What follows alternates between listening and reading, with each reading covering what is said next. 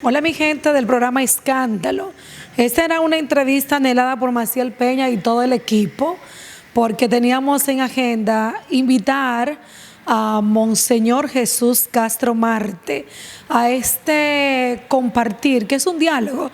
Pues la gente no es una entrevista, no, este es un diálogo donde nosotros nos hemos interesado porque la gente de este pueblo, la provincia de Altagracia, y aquellos que nos ven en el mundo, pues conozcan más de cerca a nuestros invitados. En esta ocasión, ustedes saben que Monseñor Jesús Castro Marte es quien preside, ¿verdad?, la Iglesia Católica en lo que es la provincia de la Altagracia. Y por ende nosotros queremos conocer su historia. Y yo sé que ustedes también. Vamos a darle la bienvenida, a recibirlo como él se lo merece, Escandaloso.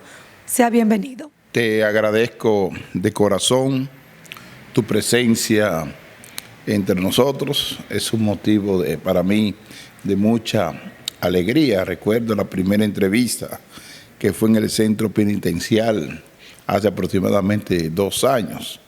Y siempre me llevo ese recuerdo de usted. Nada, yo soy Monseñor Jesús Castro Marte. Tengo aproximadamente 3 años aquí en la diócesis Nuestra Señora de la Altagracia. Vamos a hablar de lo familiar. Si se puede, ¿verdad? Porque la familia, yo siempre he dicho que es la vía para nosotros llegar a la vida eterna, dependiendo de la formación que hemos recibido. Entonces quiero conocer quiénes son los padres de Monseñor, si tiene hermanos, de dónde vienen, su procedencia. Sí, muy bien. Fíjense bien, yo vengo de una familia de tradición católica, porque a veces somos católicos porque un día fuimos bautizados. Pero yo vengo de una familia de tradición católica, somos 7 hermanos de matrimonio, como decimos los dominicanos, de padre y madre. Es decir, que ahí no hubo ninguna fragilidad de parte ni de mi mamá ni de mi papá. Y por eso venimos de esa familia tradicional de misa diario. Yo recuerdo cuando yo era muy pequeño, mi mamá y mi papá nos sentaban a las 6 de la tarde para rezar el Santo Rosario. Y cuando yo iba a dormir, mi mamá iba a mi cama y decía: me acuesto con Dios Santísimo y me levanto con Dios Santísimo. Esa es una oración que siempre mi mamá, conjunto con los hermanos, se hacía constantemente. Venimos de una familia muy humilde, pero de una familia que ha progresado en el sentido académico. Y yo tengo una hermana que es ingeniera de canal de televisión, que se graduó en Miami, Maribel Alexandra. Tengo 2 hermanos que son licenciados en matemática puro, sí, que estudiaron uno en Rusia y otro en República Dominicana, y así sucesivamente. Todos hemos estudiado en universidades para que se note que de una familia humilde y sencilla se ha convertido como en un centro académico. Y todos somos muy religiosos, participamos de la Eucaristía, no hemos dejado la tradición católica. Y desde niño yo asistía a la parroquia, porque la parroquia casi me quedaba al frente.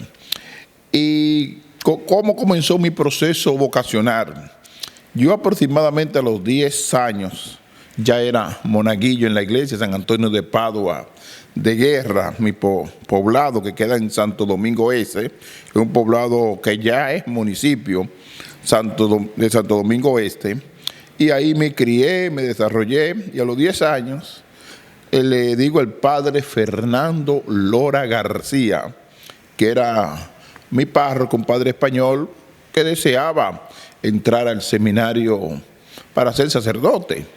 Y él me cogió cariño y aprecio y me hizo monaguillo rápido, y comencé a asistir a lo que se llama a las convivencias vocacionales en el seminario menor, y a los 13 años aproximadamente en el seminario menor Santo Tomás de Aquino, que quedaba en Jaina en este tiempo, a 3,5 de la carretera Sánchez.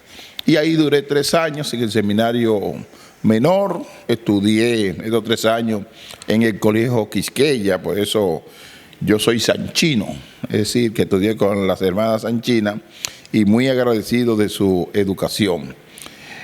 Y después pasé al Seminario Mayor Santo Tomás de Aquino, que está en la Sarasota, con Núñez de Cáceres. Y ahí duré aproximadamente 8 años, donde completé los estudios en una licenciatura en filosofía, una licenciatura en ciencia religiosa. Y en 1995, 13 de junio, a las 10 de la mañana, en el Parque de Guerra, fui ordenado sacerdote. Y el maestro de ceremonia que dirigió toda la liturgia de esta ordenación fue uno de aquí, de Higüey, el padre Evaristo, que es el rector de la basílica, porque hemos tenido siempre una vinculación de amistad y de cercanía. Es decir, él dirigió toda la liturgia para que ustedes vean desde el origen de mi ordenación ya estaba participando la gente de Higüey. Es decir, que era como una providencia que el Señor me estaba como conduciendo para venir aquí. Me ordenaron sacerdote y la primera impresión cuando el cardenal me dice a mí, cardenal López Rodríguez, después de la ordenación muy bonita, te voy a enviar a una parroquia. En la entrada hay una penitenciaría y en la salida un cementerio. Y me dice, cardenal, ¿tú sales ahí preso o muerto? Digo yo, pero nada, fui a la comunidad de La Victoria, que es donde está el centro penitenciario, pero hay una población muy grande, que gracias a Dios está en proyecto de crearlo también municipio, y ahí comencé a trabajar con un sacerdote español, ser vicario, ser ayudante. Después el padre español se fue a España a estudiar y me nombraron párroco de la parroquia San Antonio de Padua, de La Victoria y Santa María de la Hacienda Estrella. Y ahí comencé y duré aproximadamente más de 6 años siendo párroco de esa parroquia. Pero combiné un elemento que se llama el elemento académico. Y desde La Victoria iba 2 días a la Pontificia Universidad Católica Madre y Maestra. Y ahí agradezco mucho a nuestro hermano, que Dios lo tenga en gloria, Monseñor Agripino Núñez Collaro, que en una ocasión me dijo, mira, yo quiero que tú te prepares bien, que tú estudies. Y me cogió cierto grado de cercanía y de cariño. Y gracias a Dios, gracias a él, me dio apertura a 2 maestrías, que fue una maestría en historia aplicada a la educación y otra que para mí, ahí yo le dije, Monseñor, vamos a ver si yo llego bien a esto. Una maestría en tecnología educativa, todo lo que tiene que ver con redes sociales, páginas web. Y duré 2 años estudiando esa carrera. Y de ahí, después el señor cardenal me dice, me llama en una ocasión, oye, que te voy a trasladar porque ya tienes 6 años, es suficiente. Y me envió a Yamasá, a la parroquia de los Botados también, que se llama María, Madre de Dios, y a la parroquia de Hato Viejo, que son comunidades rurales. Yo atendí aproximadamente más de 90 comunidades, campos. Así que yo iba un día entero, pasaba por estos campos y regresaba casi en la noche al pueblo de Yamasá. Eran 3 parroquias muy grandes. Y ahí, gracias a Dios, que comencé, fundé, estando en Yamasá, un politécnico que ahora tiene casi 2.000 alumnos, que es el Politécnico Hermana Susana. Y yo creé ese politécnico para los estudiantes pobres de los campos y venían a prepararse a nivel técnico.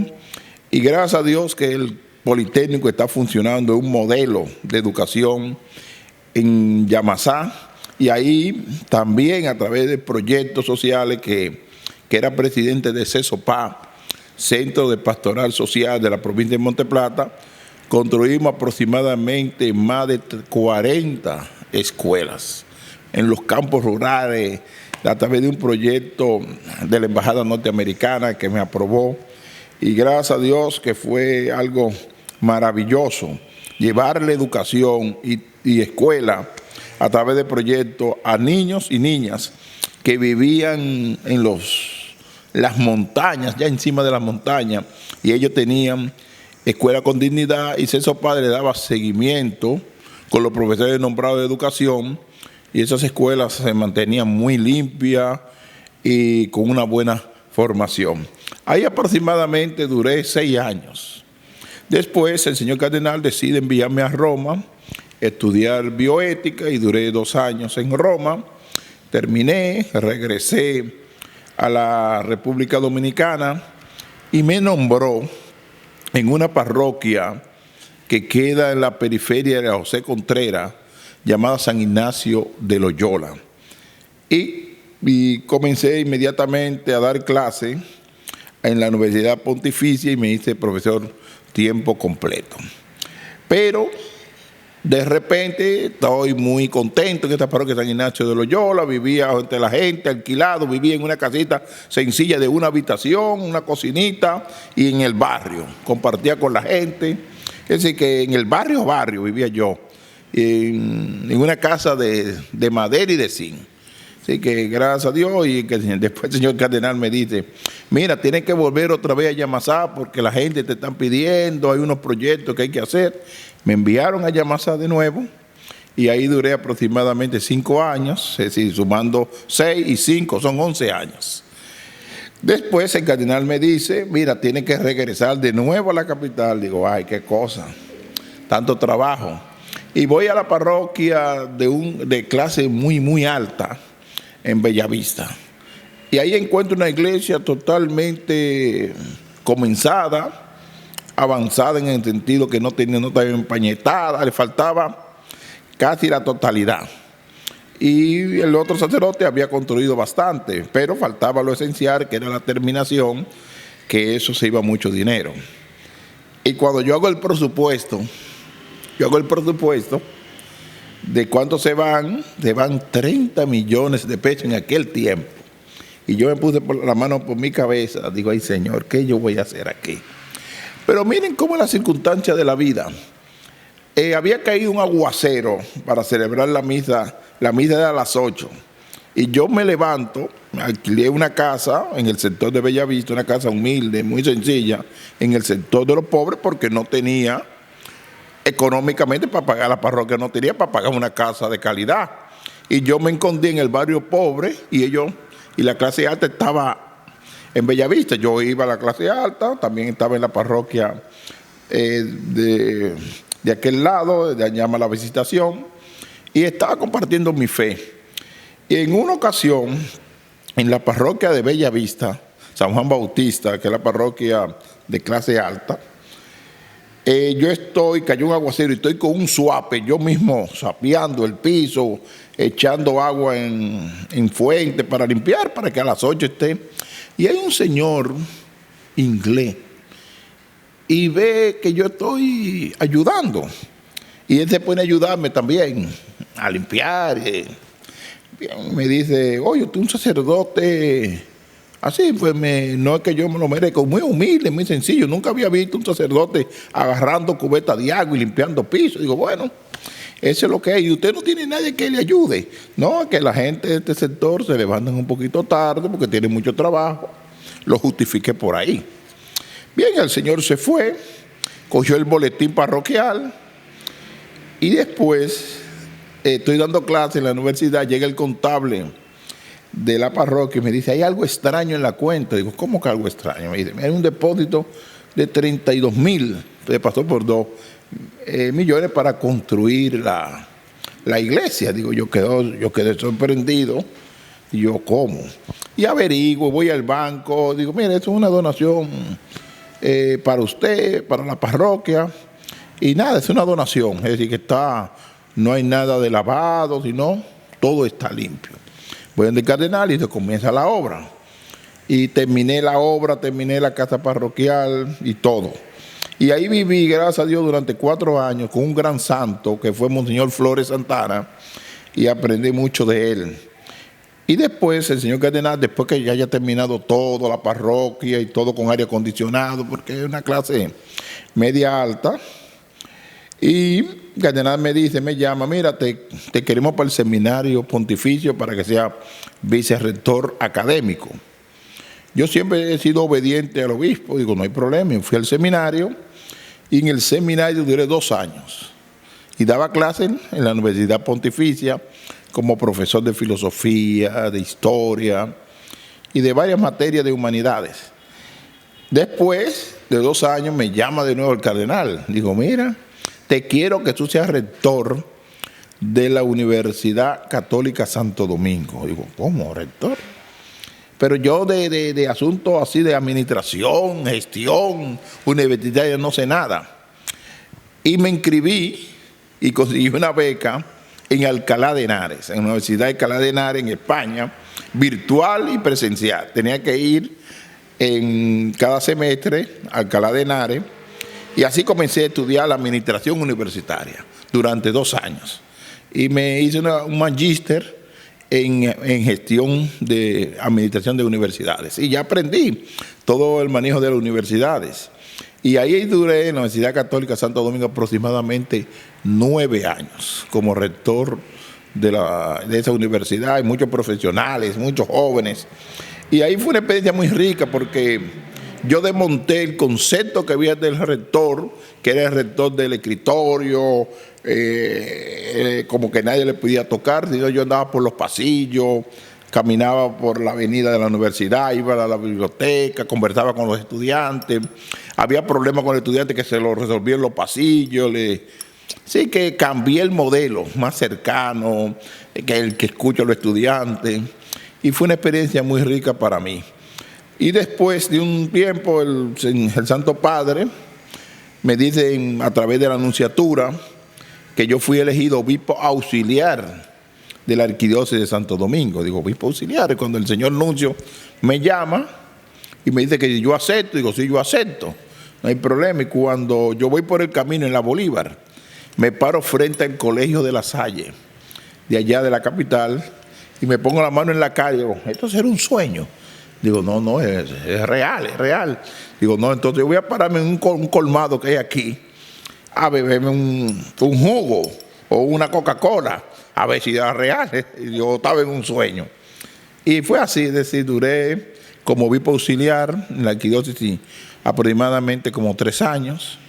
Y después de 3 años me enviaron a Queiguey como obispo titular. ¿Y cómo me encuentro en esta última etapa de la historia? Con los cigüeyanos, con los de la romana, con el Ceiba y toda la diócesis. Yo me encuentro muy feliz, porque ha sido una zona, una región que me ha acogido con tanto cariño y con tanto amor, que el higüeyano es una persona buena. Es decir, aquí me acoge el evangélico, me acoge el anciano, me acogen los jóvenes. Yo me encuentro feliz. Yo no tengo diferencia. Me duele lo que le pasa, por ejemplo, a cualquier pastor evangélico. Me dolió grandemente el caso de un pastor de la Federación de Pastores, la forma que lo trae. Esto me dolió, Rudy. Es decir, la gente hay que tratarlo con cierta dignidad, pero nada. Oré mucho por él, y para que buscara una solución. Estoy orando mucho por él para que haga su iglesia y que le den facilidades para que ponga su iglesia, porque yo sé que los feligreses sufren porque necesitan a alguien que lo oriente, y yo no tengo dificultad con ningún pastor. Yo lo aprecio mucho.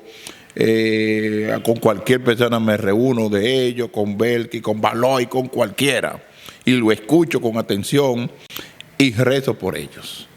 Y yo quiero que ellos recen por mí, porque después, si no rezan por mí, yo puedo caer. No rezarán, pero van a orar por usted.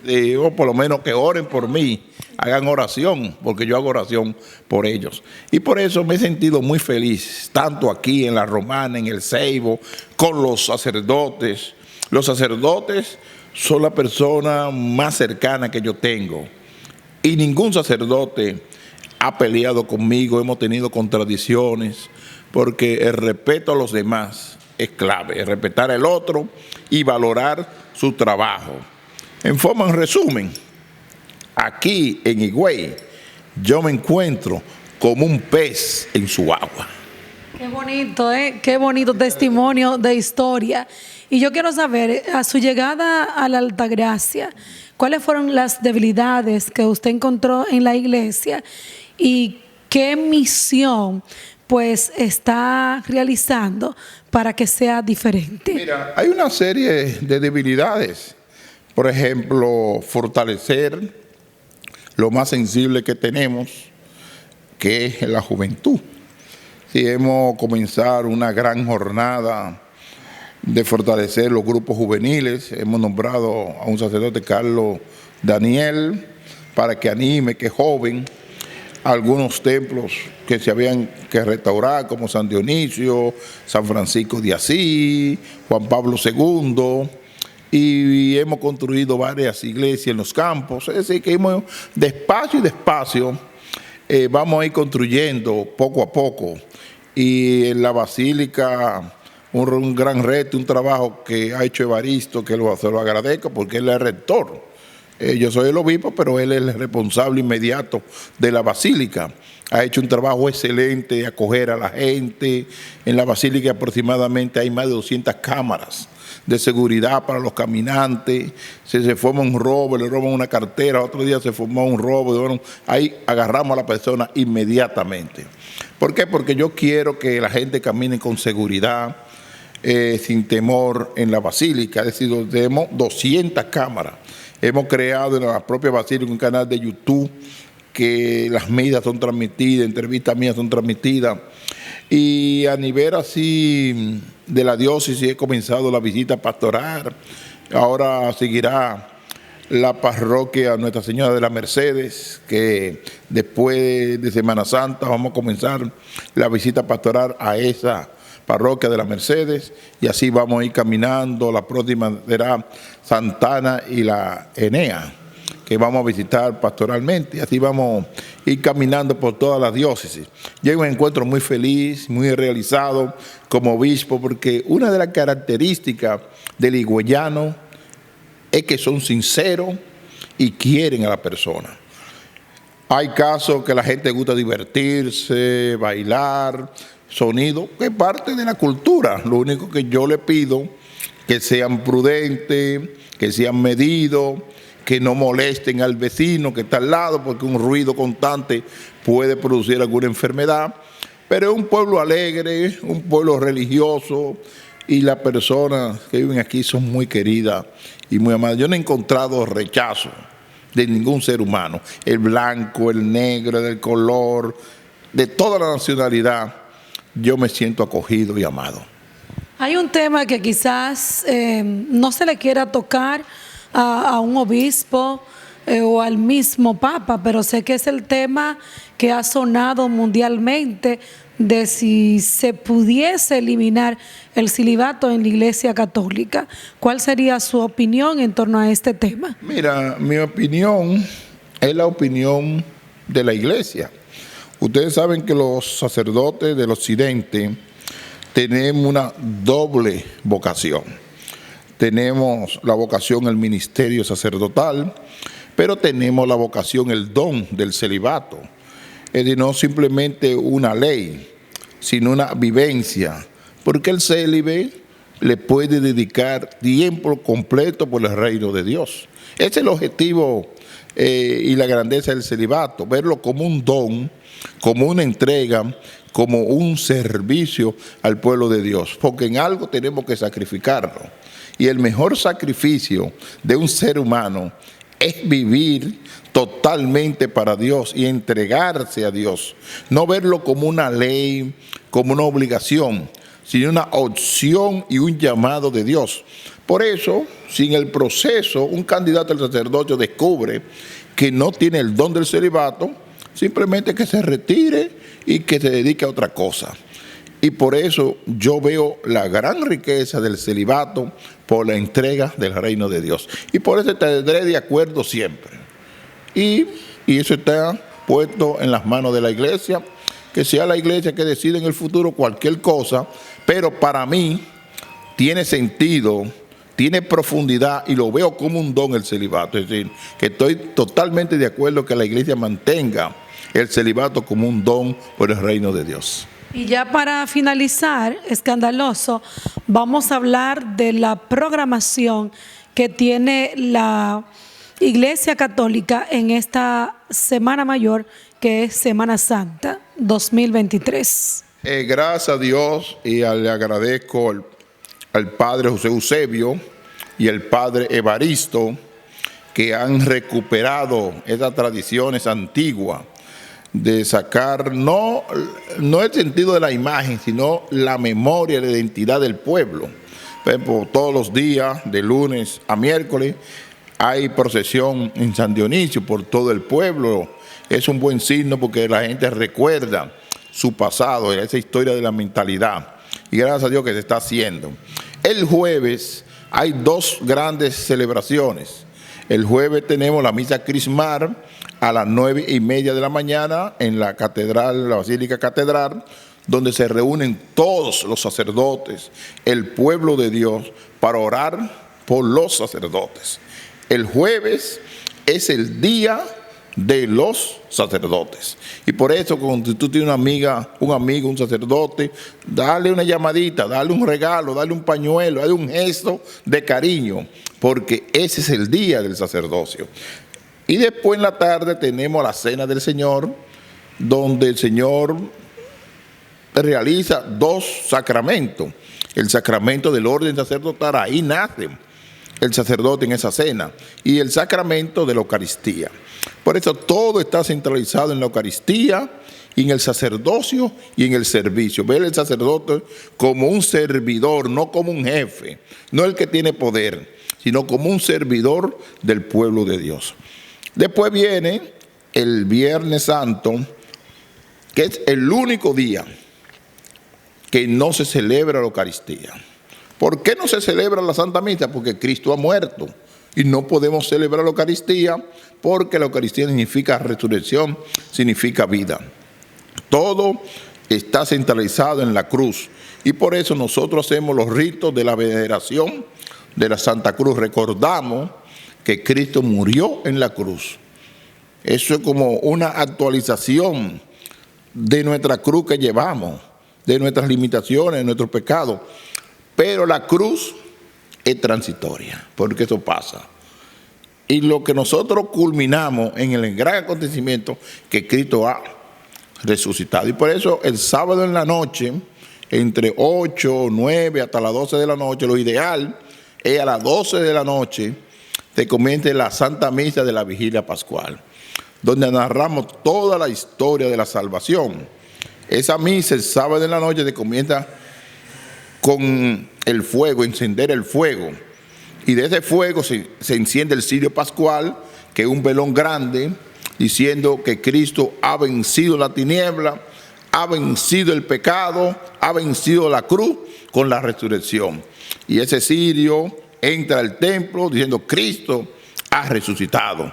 Y se anuncia la resurrección y se canta ese gran amor de Dios, que es la gloria del Señor, que Cristo verdaderamente ha resucitado. Y una misa muy larga, donde se hace la promesa de nuestro bautismo. Nosotros renovamos, el jueves se renueva la promesa sacerdotal, y el sábado en la noche, o la vigilia pascual en la madrugada, se renueva que tú fuiste bautizado, y se bautizan algunos catecúmenos ese día.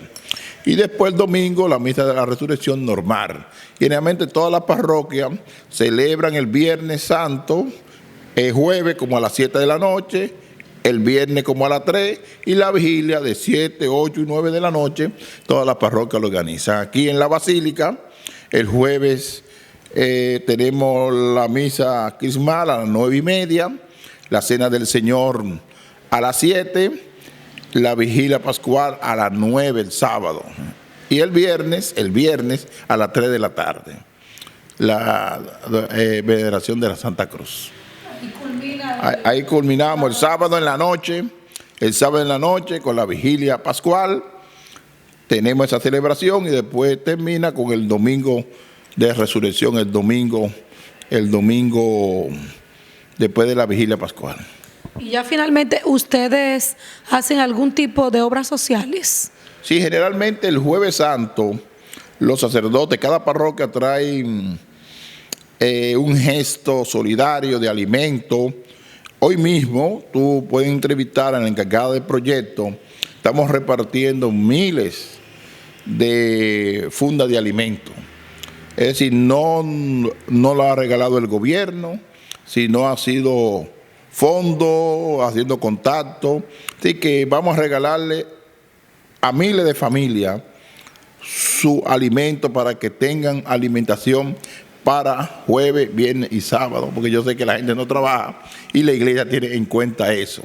Y la obra de caridad, pueden entrevistar, por ejemplo, de una entrevista breve a Cindy, la encargada de proyecto, y ella le va a explicar todo el proceso social. De esta manera nosotros hemos culminado con este conversatorio, que de verdad pues yo estoy así muy contenta, porque la gente tiene que prepararse y la vida de Monseñor Jesús Castro Marte inicia, ¿verdad?, con la formación familiar, pero con ese sentido de preparación en todos los sentidos y de servicio hacia los demás. Que el Padre Celestial, bueno, pues fluya en bendiciones para Jesús Castro Marte.